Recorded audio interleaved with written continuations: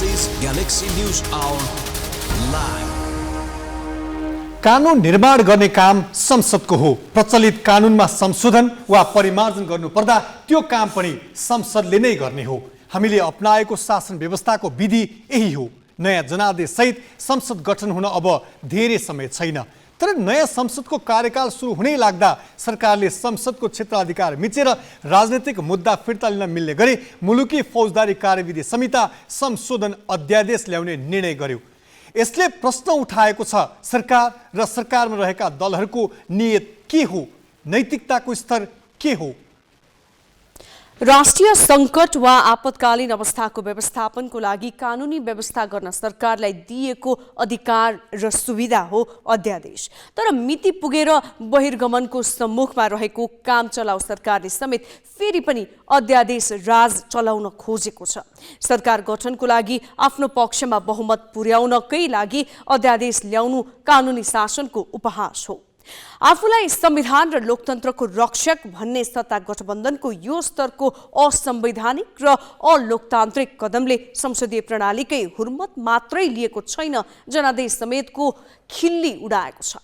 निर्वाचित संसदबाट विधिसम्मत अघि बढ्ने बाटो छँदै अधिकार भित्रै नपर्ने दूरगामी महत्त्वको निर्णय लिने यो प्रयासले भोलि बन्ने सरकार कति लोकतान्त्रिक हुन्छ भन्नेमा समेत गम्भीर शंका उत्पन्न गराएको छ।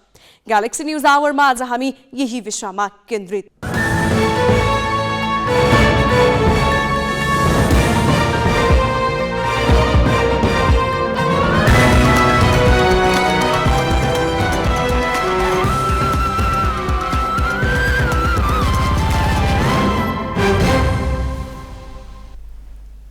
नमस्कार, ये हो गैलेक्सी न्यूज आवर। अब हेडलाइंस।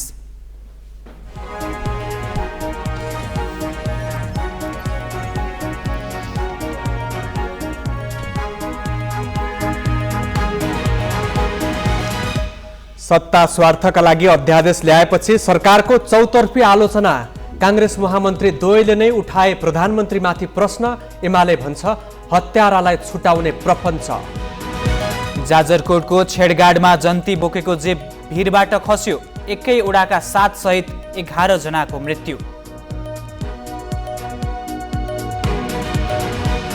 ब्याजदर घटाउने बारे बैंकका सञ्चालक र व्यवस्थापक बीच नै मतभेद। तरलता सहज भएकाले घटाउनु पर्नेमा सञ्चालकको जोड, व्यवस्थापक भन्छन् तत्काल सम्भव छैन। इरानमा 5 दिनको अवधिमा 2 जनालाई सार्वजनिक स्थलमा मृत्युदण्ड। सरकार विरोधी प्रदर्शन र सुरक्षाकर्मी हत्याको अभियोगमा झुन्ड्याइयो। र राष्ट्रिय क्रिकेट टोलीका मुख्य प्रशिक्षक मनोज प्रभाकर 4 महिनामै पदमुक्त। 15 महिनामै फेरिए 3 प्रशिक्षक, टिम भद्रगोल।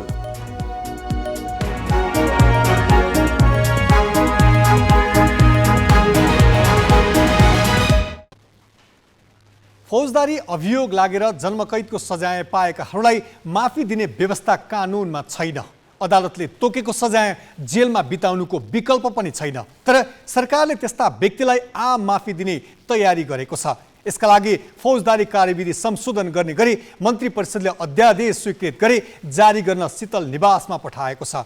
जेल जीवन बिताइरहेकाहरूलाई अध्यादेशको सहारामा रिहा गर्न खोजिएपछि चौतर्फी विरोध भएको छ। सत्तारूढ नेपाली कांग्रेस भित्रैबाट मन्त्री परिषदको निर्णयप्रति आपत्ति मात्र जनाइएको छैन, प्रधानमन्त्री शेरबहादुर देउवामाथि प्रश्न समेत उठाइएको छ। निर्वाचनबाट नयाँ जनादेश आएको अवस्थामा काम चलाउ सरकारले अध्यादेश ल्याउनु जनादेशमाथिको प्रहार त हुँदै हो नै, संसदीय व्यवस्थाको मर्म विपरीत समेत हो। मंसिर 4 मा भएको निर्वाचनको अन्तिम परिणाम आयो, तर निर्वाचनमा कुनै पनि पार्टीको बहुमत आएन। पार्टीको त कुरै छाडौं, सत्ता गठबन्धनमा रहेका 5 दलले पनि बहुमत ल्याउन सकेनन्। बहुमतका लागि उनीहरूलाई 2 सिट पुगेन, जसका कारण सत्तारूढ दल बहुमत जुटाउनका लागि नरसंहारमा दोषी ठहरिएका जेल जीवन बिताइरहेकाहरूलाई नै छुटाउनतिर लागेका छन्। मन्त्री परिषदको आइतबार बसेको बैठकले कैलालीको टिकापुर नरसंहारका दोषी रेशम चौधरी लगायतलाई आम माफी दिने प्रयोजनका लागि फौजदारी कार्यविधि संशोधन गर्ने गरी अध्यादेश स्वीकृत गर्यो। त्यो अध्यादेश शीतल निवास पुगिसकेको छ। फौजदारी अभियोगमा कसुरदार ठहरिएकालाई राजनीतिक घटनाका रूपमा परिभाषित गर्दै दोषीलाई छुटाउने तयारी अगाडि बढाइएपछि सत्तारूढ दल भित्रैबाट विरोध भएको छ। काङ्ग्रेसका महामन्त्रीद्वय गगन थापा र विश्वप्रकाश शर्माले अध्यादेश स्वीकृत गरेकामा आपत्ति जनाउँदै कानुनी, राजनीतिक र नैतिक हिसाबले गलत तथा संसदीय व्यवस्थाको मर्म विपरीतको कदम चालेकामा प्रधानमन्त्री देउबामाथि नै प्रश्न उठाएका छन्। पार्टीको स्पष्ट पोजिसन यसरी अध्यादेश ल्याउन पाइँदैन र यसरी यो सरकारले जबरजस्ती गरेर मानिसलाई छोड्न पाइँदैन भन्ने कुरा यसको विषयवस्तुका सन्दर्भमा पनि र यसको प्रक्रियाको सन्दर्भमा दुईटै सन्दर्भमा नेपाली काङ्ग्रेसले पहिला पटक पटक बोलेको छ, दुईटै गलत हो भनेर। हामीले पहिला गलत बोलेको कुरालाई अहिले आएर फेरि नयाँ निर्णय गरेर यस्तो अवस्थामा चाहिँ सही हुन्छ भनेका छैनौँ। त्यसैले म नेपाली काङ्ग्रेसको महामन्त्रीको रूपमा, यो व्यक्ति गगन थापाको रूपमा महामन्त्रीको रूपमा भन्दैछु, नेपाली काङ्ग्रेस पार्टीको निर्णय योभन्दा पहिला जे निर्णय गरेको त्यो नै काङ्ग्रेसको निर्णय हो र आज नेपाल सरकारले जे निर्णय गर्यो यो निर्णयको खिलाफमा नेपाली काङ्ग्रेस पार्टी छ। अहिलेको कानुनी व्यवस्था र सर्वोच्च अदालतको मार्ग निर्देशनात्मक आदेश अनुसार चौधरीको मुद्दा फिर्ता लगभग असम्भव छ। सर्वोच्च अदालतको संवैधानिक इजलासले 2072 पुस 30 गते 2 तहबाट फैसला भइसकेको र न्यायिक पुनरावेदनका लागि विचाराधीन मुद्दा फिर्ता हुन नसक्ने नजिर स्थापित गरिसकेको छ। कैलालीको टिकापुरमा 2072 भदौ 7 मा थारू आन्दोलनका क्रममा नेपाल प्रहरीका एसएसपी र 2 बालकसहित 9 जनाको हत्या गरेको अभियोगमा जिल्ला अदालतले चौधरी सहित 11 जनालाई 2075 फागुन 22 मा जन्मकैदको सजाय सुनाएको थियो। 2077 पुस 2 मा उच्च अदालत दिपायलले जिल्ला अदालतको फैसला सदर गरेको थियो। अध्यादेश स्वीकृत गरेको सम्बन्धमा राष्ट्रिय मानवाधिकार आयोगले प्रधानमन्त्री तथा मन्त्री परिषदको कार्यालयमा पत्र लेखेर चासो राखेको छ। चौधरीको नागरिक उन्मुक्ति पार्टीसँग 3 सिट छ। नागरिक उन्मुक्ति पार्टीले साथ दिँदा सत्ता गठबन्धनलाई नयाँ सरकार बनाउन बहुमत पुग्छ। कामचलाउ सरकारले अहिले अध्यादेश ल्याउन सिफारिस गर्नुलाई बहुमत जुटाउने खेलका रूपमा लिएको छ। अझ एमालेले त ज्यान मार्ने उद्योगमा दोषी ठहर भई बन्दी जीवन बिताइरहेका काङ्ग्रेस नेता मोहम्मद आफ्ताब आलमलाई समेत छुटाउने प्रपञ्चका रूपमा लिएको छ। मनमा चाहिँ इटा भट्टामा मान्छे पोलेर मारिएको आरोप लगाएको मान्छेलाई निकाल्ने योजना बनाउने, बाहिर प्रचारमा चाहिँ चर्चामा रहेका जेलभित्र रहेका राजनीतिक कर्मीको नाम राख्ने हिसाबले जुन गृह कार्य गर्न खोजिँदैछ नि, यो अर्को षड्यन्त्रपूर्ण काम हो जस्तो लाग्छ। त्यस कारणले गर्दा अपराध र राजनीतिलाई मिसाउने र अपराध र राजनीतिलाई उस्तै हो। हातमाथि पर्दाखेरि राजनीतिलाई अपराध गरी राजनीतिलाई अपराधीकरण गरी अपराधलाई राजनीतिकरण गर्न सकिन्छ भनेर जुन दृष्टान्त दिन खोजिरहेछ गठबन्धनले, यो चाहिँ एमाले यसलाई चाहिँ गलत ठान्छ। त्यसो त एमाले नेतृत्वको अघिल्लो सरकारले पनि नेत्रविक्रम चन्द नेतृत्वको नेपाल कम्युनिस्ट पार्टी र जनमत पार्टीका फौजदारी अभियोग लागेका कार्यकर्तालाई रिहाई गर्ने सहमति गरेको थियो। सहमति कार्यान्वयन गर्न नपाउँदै एमाले सरकारबाट बाहिरिनु पर्यो। आफ्नो स्वार्थका लागि दलहरू जेसुकै गर्न पनि तयार हुन्छन् भन्ने थप उजागर भएको छ। सत्तारूढ नेकपा एकीकृत समाजवादीले मन्त्री परिषदको निर्णयको बिना सङ्कोच बचाउ गरेको छ। म केमा प्रष्ट छु भने रेशम चौधरीहरूले भन्दा पनि बढी दबाब चाहिँ विप्लव समूहका साथीहरूले नेताहरूले दिइरहेको कुरा चाहिँ प्रष्टै छ र सरकारले सम्झौता गरेकै हो हैन। र यो अहिलेको सरकारले भन्दा पनि अगाडिको सरकारले सम्झौता गरेको र त्यो सम्झौतामा राजनीतिक मुद्दा फिर्ता लिने भन्ने छ। उनीहरूका नेताहरूमाथि लागेका मुद्दा फिर्ता लिने भन्ने नै सम्झौता गरेको छ। सरकारले सम्झौता गर्ने कार्यान्वयन नगर्ने हो भने त त्यो अलग कुरा भयो। सरकारले गरिसकेका सम्झौता कार्यान्वयनका निम्ति कुनै कानुनी प्रबन्ध गर्नुपर्ने छ भने त त्यो सरकारको दायित्वको कुरा हो। निर्वाचन सकिएर नयाँ जनादेश आएको अवस्थामा कामचलाउ सरकारसँग दीर्घकालीन महत्त्वका निर्णय गर्ने अधिकार हुँदैन। मन्त्री परिषदले स्वीकृत गरेको अध्यादेश त अपराधमा संलग्नहरूलाई प्रोत्साहित गर्ने खालको हो। आफ्नो स्वार्थका लागि अध्यादेश मार्फत अपराधीहरूलाई छुटकारा दिन खोजिनु भन्दा ठूलो विडम्बना के हुन्छ? यसले कानुनी शासन र संसदीय व्यवस्थाकै उपहास भएको छ। क्यामेरामा सञ्जय घिमिरेका साथ अङ्गराज नेउपाने र बासु खड्का, ग्यालेक्सी फोके, काठमाडौँ। संसद नभएका बेला जरुरी पर्यो भने अध्यादेश ल्याउन नपाइने होइन, संविधानले नै सरकारलाई अध्यादेश ल्याउन पाउने अधिकार दिएको छ। तर सरकारको नेतृत्व गर्नेहरूले जनजीविका र आम सर्वसाधारणको हितको लागि नभई आफ्नो स्वार्थको लागि संविधानले दिएको अधिकार दुरुपयोग गर्दै आएका छन्। यसमा कुनै पनि दल कम छैनन्। जघन्य अपराधका दोषीलाई माफी दिने गरी अध्यादेश सिफारिस गरेपछि सरकार आलोचित बनेको छ। सरकारले आफ्नो स्वार्थका लागि अध्यादेश स्वीकृत गरेको यो पहिलो पटक होइन। अध्यादेश ल्याउन पाउने संवैधानिक अधिकार सरकारले दुरुपयोग गर्दै आएको छ। अघिल्ला प्रधानमन्त्री केपी शर्मा ओलीले अध्यादेश मार्फत संवैधानिक निकायमा मनपरी नियुक्ति गरे। ओलीले 2077 वैशाख 8 गते संवैधानिक परिषद, काम, कर्तव्य र अधिकार कार्यविधि सम्बन्धी पहिलो संशोधन अध्यादेश र राजनैतिक दल सम्बन्धी दोस्रो संशोधन अध्यादेश ल्याए। पार्टीभित्र चर्को विरोध भएपछि उनी दुवै अध्यादेश फिर्ता लिन बाध्य भए। तर उनले 2077 मङ्सिर र 2078 वैशाखमा संवैधानिक परिषद सम्बन्धी अध्यादेश ल्याएरै आफू अनुकूल हुने गरी नियुक्ति बाँडे। 6 सदस्यीय संवैधानिक परिषदमा उनले 3 जनाको उपस्थितिमा बैठक बसी 2 जनाको राय मिल्दा हुने गरी अध्यादेश मार्फत कानुन संशोधन गरेर अख्तियारदेखि लोकसेवा आयोगसम्म 50 भन्दा बढीलाई जागिर दिएका हुन्। ओलीले प्रतिनिधि सभा विघटनका कारण आफ्नो पद नै धरापमा परेपछि सत्ता टिकाउनका लागि 2078 जेठ 9 गते नेपाल नागरिकता पहिलो संशोधन अध्यादेश ल्याए। उनले तत्कालीन जनता समाजवादी पार्टीका केही नेतालाई मन्त्री बनाएर सरकार टिकाउने प्रयोजनको लागि अध्यादेश ल्याएकामा सर्वोच्चले अध्यादेश कार्यान्वयन नगर्न जेठ 27 गते आदेश दियो। सर्वोच्चको संवैधानिक इजलासले त्यतिखेर संसद छलेर जथाभावी नगर्न भनेको थियो। असार 29मा ओलीको ठाउँमा काङ्ग्रेस सभापति शेरबहादुर देउवा आए। 2077 वैशाखमा ओलीले राजनीतिक दल विभाजन सम्बन्धी अध्यादेश ल्याउँदा विरोध गरेका देउवाले प्रधानमन्त्रीको कुर्सीमा बसेको 1 महिनामै अध्यादेश मार्फत दल फुटाउन सजिलो बनाइदिए। उनले अध्यादेश ल्याएकैले एमाले फुट्यो। अहिले उनै काम चलाउ प्रधानमन्त्री देउवा जघन्य अपराधका दोषीलाई मुलुकको समृद्धिका लागि योगदान गराउन भनेर माफी दिन राष्ट्रपति समक्ष अध्यादेश पठाएर कलङ्कित बनेका छन्।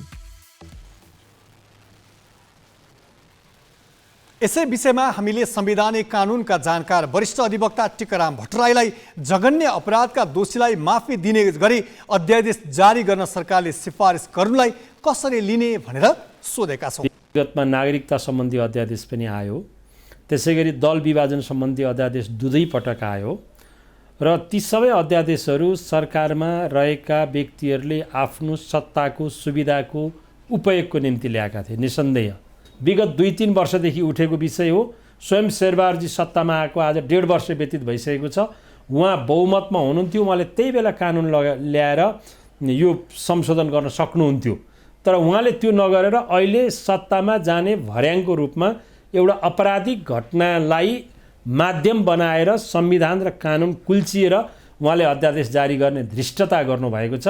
सर्वोच्च अदालतले विगतमा 5 जनाको फुल बेन्चले फैसलै गरेको छ सावित्री श्रेष्ठको मुद्दामा। यो कार्यकारिणीले न्यायपालिकामा विचाराधीन भएका मुद्दाहरू चाहिँ फिर्ता लिन पाउँदैन। यदि पाउने हो भनेदेखि त्यो चाहिँ न्यायपालिका माथिको ठाडो हस्तक्षेप हुन्छ भनेर तपाईँ आउँदै गर्दा म यो नजिरै हेरिरहेको थिएँ। यो नजिरमा प्रष्ट रूपमा लेखेको हुनाले यो सबै हिसाबले यो भत्सर्नायोग्य छ, त्रुटिपूर्ण छ, गैर संवैधानिक छ, गैर कानुनी छ, शक्ति पृथकीकरणको सिद्धान्तको विपरीत छ र यसले न्यायपालिकाको कार्यमा नियन्त्रण गर्न खोजेको छ। त्यसो भएको हुनाले यो कुनै पनि हिसाबले उचित छैन। शीतल निवासमा पठाइएको अध्यादेशको चौतर्फी विरोध भइरहेका बेला सरकारले भने प्रतिरक्षा गरेको छ। सरकारका प्रवक्ता समेत रहेका सञ्चार तथा सूचना प्रविधि मन्त्री ज्ञानेन्द्र बहादुर कार्कीले हिंसात्मक गतिविधिमा संलग्न राजनैतिक दल र समूहलाई शान्तिपूर्ण राजनीतिको मूलधारमा ल्याउनको लागि विद्यमान कानुन संशोधन गर्ने गरी अध्यादेश जारी गर्न राष्ट्रपति समक्ष सिफारिस गरेको बताएका छन्। मुलुकमा शान्ति, एकता, विकास र समृद्धिका लागि सबैको योगदान हुन सकोस् भनेर अध्यादेश ल्याउन लागेको उनको प्रष्टीकरण छ। आन्तरिक एकताका साथ सहज वातावरणमा सबैलाई काम गर्न दिने मनसायका साथ मुलुकको राजनीतिक प्रणालीसँग असहमत रही हिंसात्मक क्रियाकलापमा संलग्न राजनैतिक दल वा समूहलाई शान्तिपूर्ण राजनीतिको मूलधारमा ल्याउने उद्देश्यका साथ यो अध्यादेश हामीले सम्माननीय राष्ट्रपतिमा सिफारिस गरेका छौँ र यो विगतका सरकार, योभन्दा अघिल्ला सरकारले पनि यस किसिमका अध्यादेशहरू जारी गरेको छ। यस किसिमले माफी दिने कुराहरूको सहमति गरेको छ र यो अहिलेको आवश्यकतालाई केन्द्रमा राखेर मुलुकलाई योगदान गर्न चाहने सबैलाई एउटा सहज वातावरण सिर्जना गर्नका निमित्त यो चाहिँ सम्माननीय राष्ट्रपतिमा हामीले मन्त्री परिषदले सिफारिस गरेको छ। मुलुकलाई अहिले शान्ति चाहिएको छ, एकता चाहिएको छ, विकास र समृद्धि चाहिएको छ। त्यसका निमित्त सबैको योगदान रहोस् भन्ने उद्देश्यका साथ यो अध्यादेशको सिफारिस गरिएको छ। अब केही न्युज संक्षेपमा। चितवनमा बिहे भोज खाएका 200 जना बिरामी परेका छन्। एक रिसोर्टमा भएको बिहे भोजमा सहभागी 526 जना मध्ये 200 जना बिरामी परेका हुन्। बिरामी भएकामा कामज्वरो आउने, पेट दुख्ने, पखाला लाग्ने लगायतका समस्या देखा परेको छ। उनीहरूको भरतपुर स्थित नेसनल सिटी अस्पतालमा उपचार भइरहेको छ। फुड पोइजनका कारण भोजमा सहभागी बिरामी परेका चिकित्सकको अनुमान छ। मङ्सिर 4 गतेको निर्वाचनमा 5% भन्दा बढी मत बदर भएको छ। प्रतिनिधि सभा तथा प्रदेश सभा सदस्य निर्वाचनमा प्रत्यक्षतर्फ 5.06 र समानुपातिकतर्फ 5.09% मत बदर भएको हो। प्रत्यक्षतर्फ 1,10,47,000 मतदातामध्ये 61.41% भोट खसालेका थिए। निर्वाचन आयोगका अनुसार प्रतिनिधि सभाको समानुपातिकतर्फ 1,11,26,000 मतदातामध्ये 61.35% मतदान भएको थियो। प्रतिनिधि सभाको तुलनामा प्रदेश सभाको प्रत्यक्षतर्फ भने बदर मत केही कम छ। प्रदेश सभामा प्रत्यक्षतर्फ 4.07% मत बदर भएको आयोगले जनाएको छ। प्रदेश सभा सदस्य निर्वाचनमा समानुपातिकतर्फ भने सबैभन्दा धेरै 6.55% मत बदर भएको आयोगले जनाएको छ। जबकि आयोगले मतदाता शिक्षाका नाममा 50 करोड रुपियाँ भन्दा बढी खर्च गरेको थियो। आयोगले समानुपातिकतर्फ निर्वाचित उम्मेदवारको अन्तिम नाम भोलि सार्वजनिक गर्दैछ। राष्ट्रिय चिया तथा कफी विकास बोर्डका तत्कालीन कार्यकारी निर्देशक शेषकान्त गौतमलाई विशेष अदालतले भ्रष्टाचार मुद्दामा दोषी ठहर गर्दै 3 महिना कैद सजाय सुनाएको छ। बोर्डका तत्कालीन कार्यकारी निर्देशक गौतम र तत्कालीन शाखा प्रमुख रघुपति चौधरीले भ्रष्टाचार गरेको ठहर गर्दै विशेष अदालतले उनीहरूलाई 10,000 रुपियाँ जरिवाना र 3 महिना कैद सजायको फैसला गरेको हो। गौतमले आर्थिक लाभ लिई योग्यता नपुगेको व्यक्तिलाई कर्मचारी नियुक्त गरेको भन्दै अख्तियारले जेठ 26 गते मुद्दा दायर गरेको थियो। अघिल्लो सरकारका पालामा कार्यकारी निर्देशक नियुक्त गौतम मङ्सिर 4 को निर्वाचनमा गुल्मीबाट उम्मेद्वार बनेकी एकीकृत समाजवादीकी नेत्री रामकुमारी झाँक्रीका चुनावी कमान्डर बनेका थिए। बाँकी प्रसङ्ग सोनिका अर्यालबाट। काठमाडौँ महानगरपालिका सहित उपत्यकाका स्थानीय तहको फोहोर व्यवस्थापन निकै चुनौतीपूर्ण बनिरहेको छ। अहिले काठमाडौँ उपत्यकामा दैनिक 1100 टन फोहोर उत्सर्जन हुन्छ र यो फोहोर धादिङ धुनीबेसी स्थित कुडुले बन्चरे डाँडामा व्यवस्थापन गरिँदै आएको छ। 3 अर्ब रुपैयाँ भन्दा बढीको लागतमा बनाइएको बन्चरे डाँडा ल्यान्डफिल साइटमा नकुइने मात्रै फोहोर व्यवस्थापन गर्ने हो भने 20 वर्षलाई पुग्ने अनुमान गरिएको छ। तर महानगरले कै शैलीमा सबै प्रकृतिका फोहोर एकै ठाउँमा राखेर पुर्दा बन्चरे डाँडा क्षेत्र दुर्गन्धित मात्र भएको छैन, ल्यान्डफिल साइटको आयु नै छोटिदिएको छ।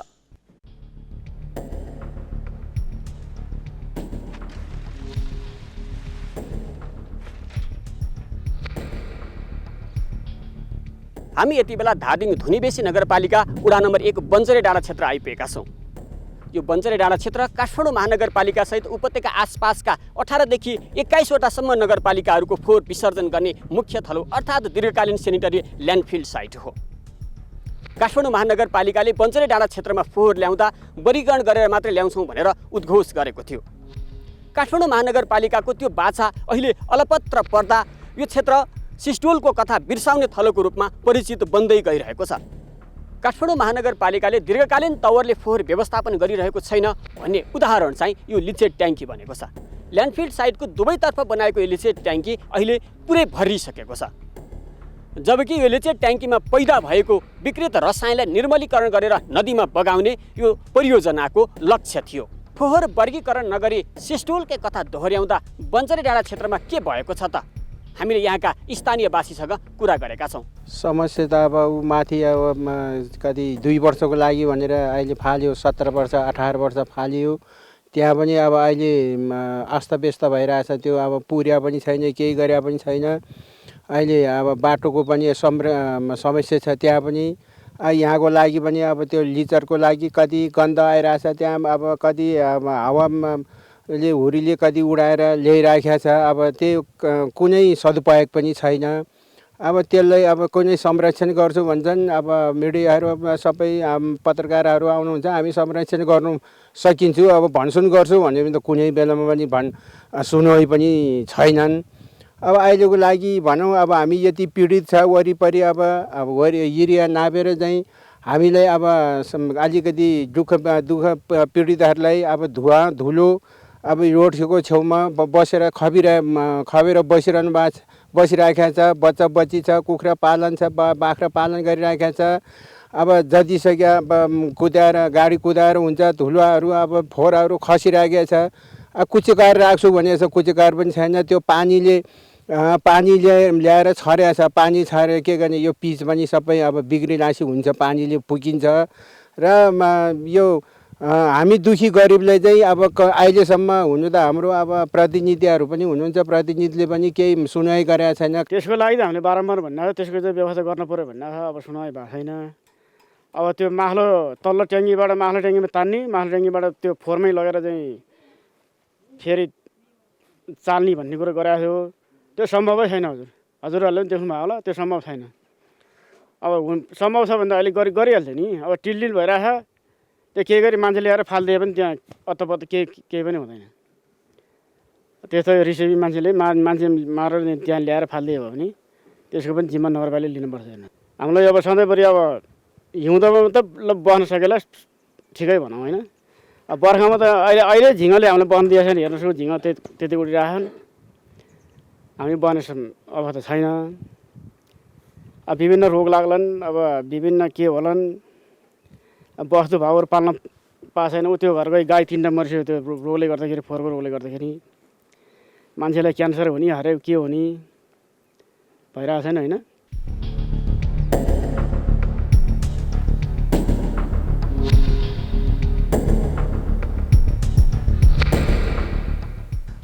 र कतिपय घरहरूले काठमाडौँ महानगरपालिकाका मेयरको आग्रहलाई स्वीकारेर फोहोर बहिरीकरण अभियान प्रारम्भ गर्नुभएको थियो र त्यो अभियानमा हामीले फोहोर उठाउनै सकेनौँ।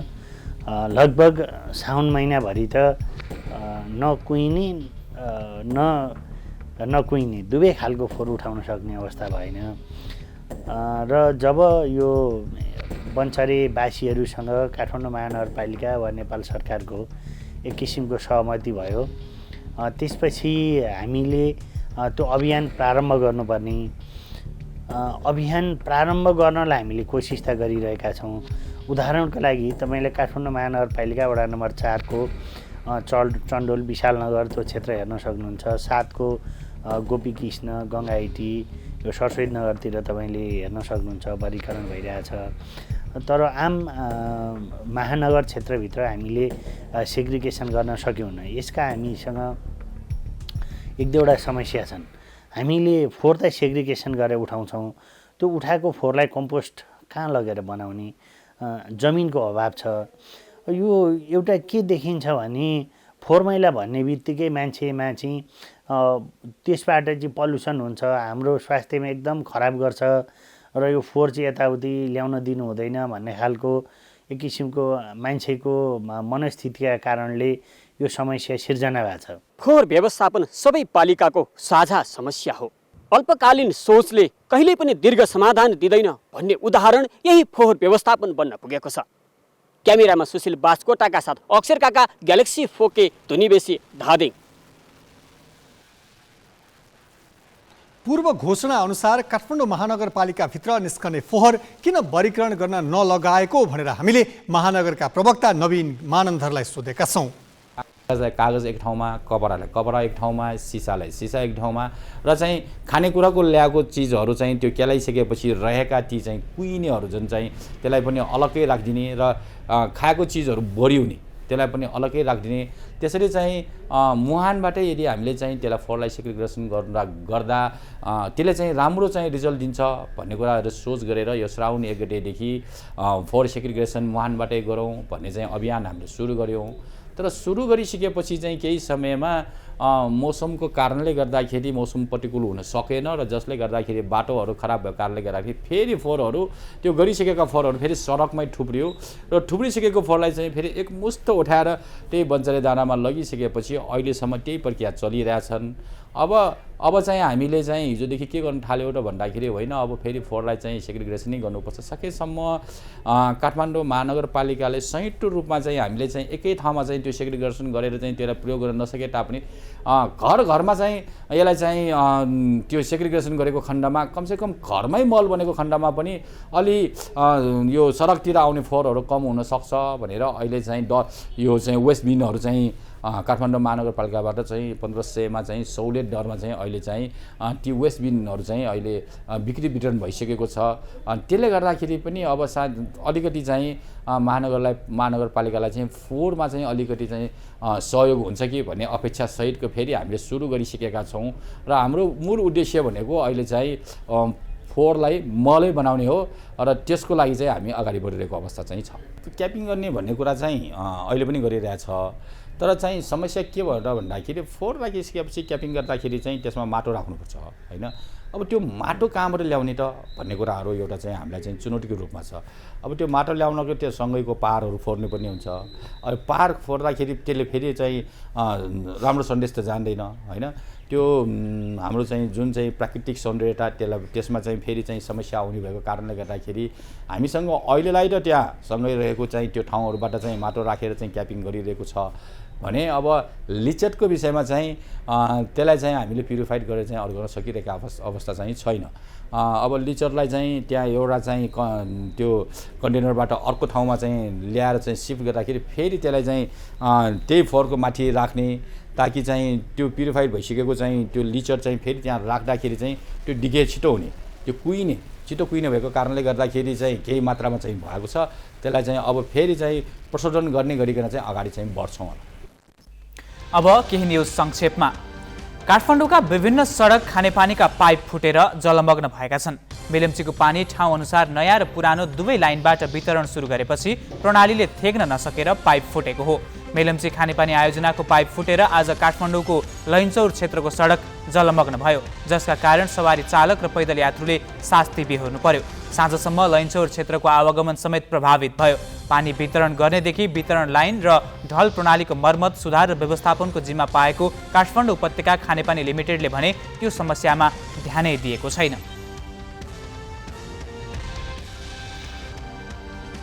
इरानमा सरकार विरुद्ध जारी प्रदर्शनमा सहभागी एक व्यक्तिलाई पनि सार्वजनिक स्थलमै मृत्युदण्ड दिएको छ। मजिद रेजा नामका व्यक्तिलाई मसाद शहरमा सार्वजनिक स्थलमा झुन्डाएर मृत्युदण्ड दिएको हो। इरानको एक अदालतले उनलाई 2 सुरक्षाकर्मीको हत्या गरेको अभियोगमा दोषी ठहर गर्दै मृत्युदण्डको सजाय सुनाएको थियो। सरकार विरुद्ध प्रदर्शन गर्नेलाई मृत्युदण्ड दिएको यो दोस्रो घटना हो। सरकार विरोधी प्रदर्शन गरेको आरोपमा बिहिबार मोहसिन शेखरीलाई फाँसी दिएको थियो।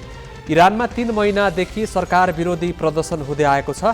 प्रहरी नियन्त्रणमा रहेकी 22 वर्षीय महसा अमिनीको मृत्युपछि सरकार विरोधी प्रदर्शन सुरु भएको हो। बाँकी प्रसङ्ग नवराज पाण्डेबाट। नेपाल प्रहरीको महाराजगञ्ज वृत्तले शुक्रबार एक गिरोहलाई नियन्त्रणमा लियो। 8 जनाका यो समूहले बालाजु बसपार क्षेत्रका होटल, लज, रेस्टुरेन्ट तथा फुटपाथ पसलहरूबाट पैसा असुलिरहेका थिए। ठगी धन्दाको उनीहरूको तरिकाबाट भने प्रहरी समेत चकित परेको छ।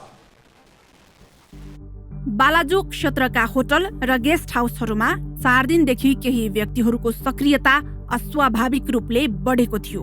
उनीहरू सरकारी पोसाकमा सजिएका हुन्थे। राजस्व विभाग, अनुगमन तथा अनुसन्धान शाखाको परिचय पत्र भिरेका उनीहरू व्यवसायको अनुगमन भन्दै होटल तथा गेस्ट हाउसमा पसिरहेका हुन्थे। कतिपयसँग उनीहरूले जरिवाना भन्दै नगद समेत उठाउन भ्याए। तर केही व्यापारीलाई उनीहरूको गतिविधिमा शङ्का लागेपछि खबर प्रहरीमा पुग्यो। महानगरीय प्रहरी वृत्त महाराजगञ्जको टोलीले केही दिन यो समूहको गतिविधि नजिकबाट निगरानी गरेपछि बल्ल खुल्यो रहस्य। खासमा उनीहरू कुनै सरकारी कर्मचारी थिएनन्। यो गिरोहको ठगी धन्दा थियो। सरकारी पोसाकमा किर्ते कागजपत्र बनाएर पैसा असुल्ने, होटल पसेर अनुगमनका नाममा कुनै न कुनै कैफियत देखाएर नगद उठाउन सिपालु यो समूहले फुटपाथ पसलहरूलाई समेत छाडेनन्। विगत 4 दिनदेखि बस पार्क इलाकामा विभिन्न होटल, लज पसलहरू तथा फुटपाथ पसलहरूबाट समेत विभिन्न परिणाममा रकम असुल गरेको भन्ने बुझिने आएको छ। हामीले प्रारम्भिक बुझ्दाखेरि यो गिरोहका नाइके हुन् कञ्चनपुरको बेतकोट नगरपालिका 10 का 25 वर्षीय डेभिड धामी। समूह तयार पार्ने धामीको तरिका पनि फिल्मी नै पाइयो। +2 पास भएका विद्यार्थीका लागि सुवर्ण अवसर भन्दै फेसबुकमा विज्ञापन गर्ने र समूह तयार पार्ने। फेसबुक विज्ञापनकै भरमा उनले काठमाडौँ बसेर अध्ययन गरिरहेका युवा युवतीलाई समूहमा जोडेको अनुसन्धानमा खुलेको छ। तर ठगी धन्दा सुरु भएको 4औं दिनमै यो समूह प्रहरीको फन्दामा पर्यो। समूहका सदस्यलाई दैनिक खाना खाजा बाहेक मासिक 20,000 रुपैयाँ तलब समेत तोकिएको प्रारम्भिक अनुसन्धानबाट खुलेको छ।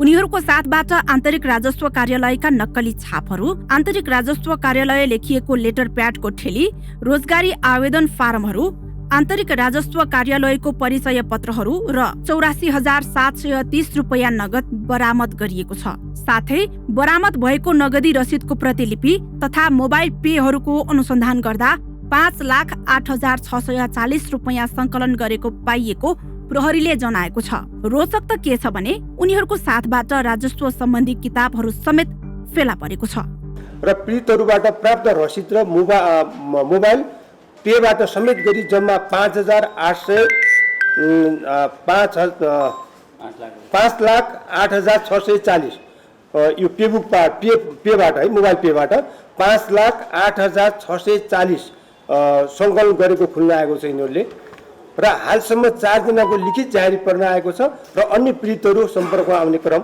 जारी रहेको छ। महानगरीय प्रहरी वृत्त महाराजगञ्जमा उनीहरू विरुद्ध हालसम्म 4 वटा जाहेरी परेको छ। पक्राउ परेकाहरूलाई मुलुकी अपराध संहिता 2074 अनुसार ठगी र किर्तेको कसुर मुद्दामा थप अनुसन्धान भइरहेको प्रहरीले जनाएको छ। शिखा श्रेष्ठ, ग्यालेक्सी 4K, काठमाडौँ।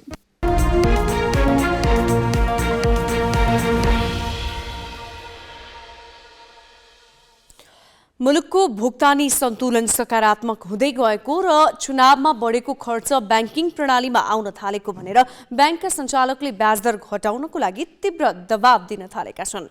तर ब्याङ्ककै प्रमुख कार्यकारी अधिकृत ब्याजदर तत्कालै घटाइहाल्न तयार छैनन्। सञ्चालक र व्यवस्थापक बीचको मतभेदका कारण बजारमा लगानीकर्ता भने अन्योलमा छन्।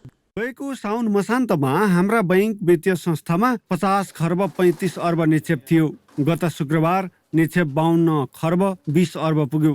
तर यही साउनमा 47 खर्ब 7 अर्ब रहेको कर्जा अहिले 47 खर्ब 60 अर्ब मात्रै छ। करिब 4 महिनामा 1 खर्ब 85 अर्ब निक्षेप थपिँदा कर्जा केवल 53 अर्ब मात्रै बढेको छ। अहिले बैंकहरूको कर्जा निक्षेप अनुपात पनि 86% नजिक झरिसकेको छ, जुन 90% सम्म पुर्याउन पाइने भनेर राष्ट्र बैंकले नै सुविधा दिएको छ। यही कारण बैंकमा पैसाको अभाव टर्दै गएको भनेर लगानीकर्ता एवं सञ्चालकले अब ब्याज दर घटाउने बेला आएको बताउन थालेका छन्। बैंक तथा वित्तीय संस्थाका सञ्चालकहरूको क्लब सिबिफिनका पदाधिकारीले पुस 1बाट 1% र माघबाट थप 1% बिन्दुले ब्याज दर घटाउन दबाब दिइरहेका छन्। उनीहरूले ब्याज दर बढाउन राष्ट्र बैंकमाथि दबाब दिइरहेका अन्तर्राष्ट्रिय मुद्रा कोषका प्रतिनिधिहरूलाई समेत भेटेर दबाबबाट पछि हट्न भनेका छन्। तर बैंकरहरू ब्याज दर तुरुन्तै घटिहाल्ने सम्भावना देख्दैनन्। अहिले नै रेटलाई घटाउने भन्दा पनि यो चाहिँ यो सबै फ्याक्टर्सहरूले पनि काम गर्ने होला र त्यसकारण चाहिँ अब अहिले जुन रेट पुग्न गएको छ, अब डिपोजिटको 1 इयरको एफडी रेट चाहिँ 12% जति छ। त्यो रेट चाहिँ पहिले पनि आजभन्दा 6-7 वर्ष अगाडि लिक्विडिटीको समस्या हुँदाखेरि रेट 12% कै हाराहारीमा त्योभन्दा बढी पनि थियो।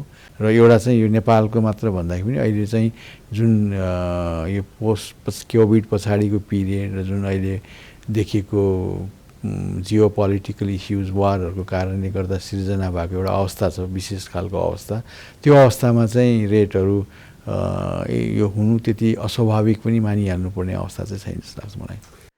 राष्ट्र बैंकले पुस मसान्तसम्म स्थानीय तहको मौजदात मध्ये 80% रकमलाई बैंकको निक्षेप मानेर कर्जा दिन पाउने सुविधा दिएको छ। पुसपछि उक्त व्यवस्था कायम रहने वा नरहने यकिन छैन। अर्कातिर सरकारले पुसदेखि लागू हुने गरी निजी गाडी, मोटरसाइकल, मोबाइल र मदिरा आयात खुला गरेकाले वित्तीय प्रणालीको तरलतामा यसले कति असर पार्छ भन्ने टुङ्गो छैन। यिनै कारणले बैंकका प्रमुख कार्यकारी अधिकृतहरू मात्रै होइन, राष्ट्र बैंक पनि ब्याज दर तत्काल घटाइहाल्ने पक्षमा देखिँदैन।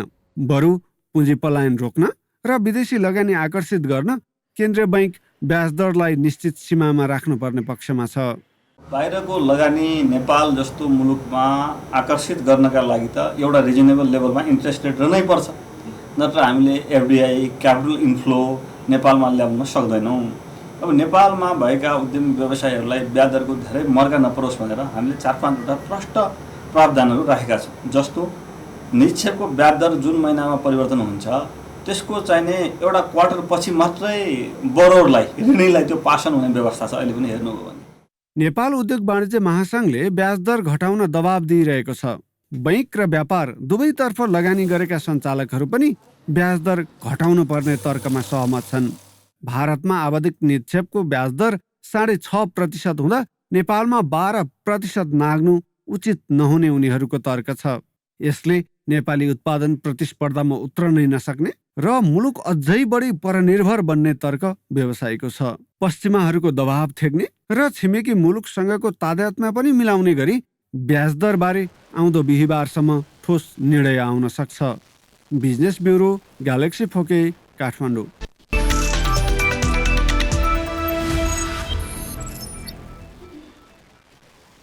नेपाली राष्ट्रिय क्रिकेट टोली सामु एकातिर एक दिवसीय मान्यता जुगाउने चुनौती छ भने अर्कोतिर गुट उपगुटले झाँगिएको विवाद मिलाउनु पर्ने स्थिति छ।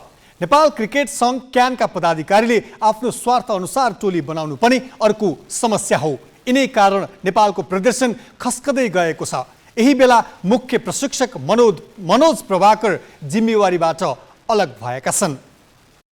नेपाली राष्ट्रिय क्रिकेट टोलीमा प्रशिक्षकको पद निकै अस्थिर देखिएको छ। 15 महिनामा 3 प्रशिक्षकले राजीनामा दिए। उनीहरू कोही पनि सम्झौता अनुसारको समयसम्म जिम्मेवारीमा रहेनन्। पछिल्लो पटक भारतका मनोज प्रभाकरले राष्ट्रिय टोली छाडेका छन्। 4 महिनामै जिम्मेवारीबाट अलग भएका उनी सोमबार बिहान भारत फर्किसकेका छन्। कमजोर स्थितिमा रहेको टोलीको प्रदर्शन सुधारका लागि प्रभाकरले साउन 23 गते प्रशिक्षकको जिम्मेवारी पाएका थिए। उनको नेतृत्वमा नेपालले 3वटा श्रृङ्खला खेल्यो। केन्यासँगको 5 खेलको T20 अन्तर्राष्ट्रिय 3-2ले जितेको नेपालले यसपछि 3 खेलको एक दिवसीय श्रृङ्खला 3-0ले क्लिन स्वीप गर्यो। नतिजा सन्तोषजनक भए पनि टोलीमा उत्साह थिएन। केन्या भ्रमणमा खेलाडी र प्रशिक्षक बीच विवाद सुरु भइसकेको थियो। आरिफ र आसिफसँग यही यात्राबाट चिसोपन सुरु भयो। सायद यही कारण नेपालमा भएको युएईसँगको श्रृङ्खलाको पहिलो खेलमा आरिफ बेन्चमै रहे। दोस्रो खेलमा नेपाललाई जिताएपछि आरिफले ब्याट देखाउँदै गरेको सेलिब्रेसनले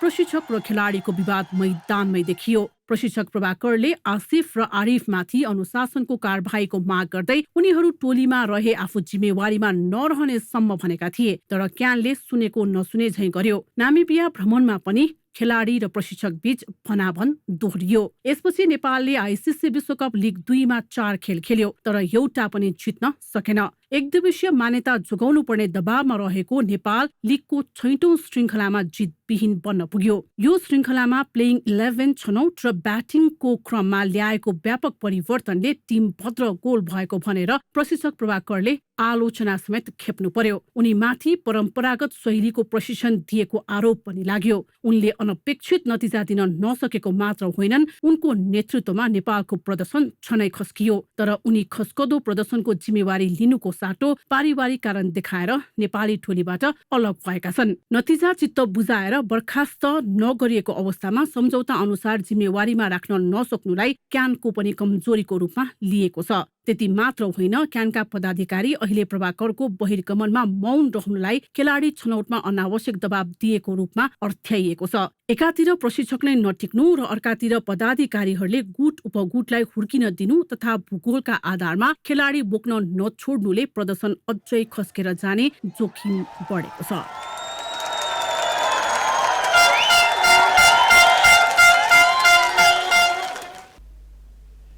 हामी ग्यालेक्सी न्युज आवरको अन्त्यमा छौं। जाँदा जाँदै हेडलाइन्स।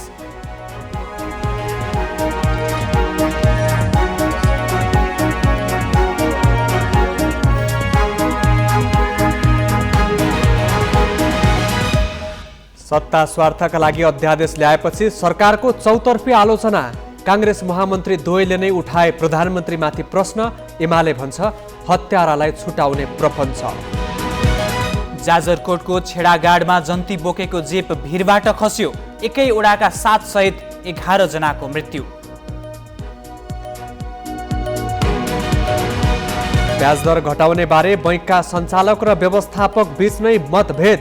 तरलता सहज भएकाले घटाउनु पर्नेमा सञ्चालकको जोड। व्यवस्थापक भन्छन् तत्काल सम्भावना छैन। इरानमा 5 दिनको अवधिमा 2 जनालाई सार्वजनिक स्थलमा मृत्युदण्ड। सरकार विरोधी प्रदर्शन र सुरक्षाकर्मी हत्याको अभियोगमा झुन्ड्याइयो। र राष्ट्रिय क्रिकेट टोलीका मुख्य प्रशिक्षक मनोज प्रभाकर 4 महिनामै पदमुक्त। 15 महिनामै फेरिए 3 प्रशिक्षक। टिम भद्र goal.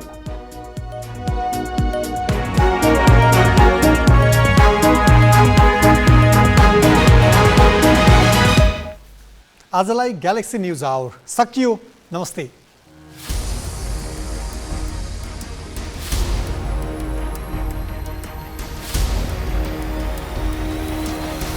This is Galaxy News Hour live.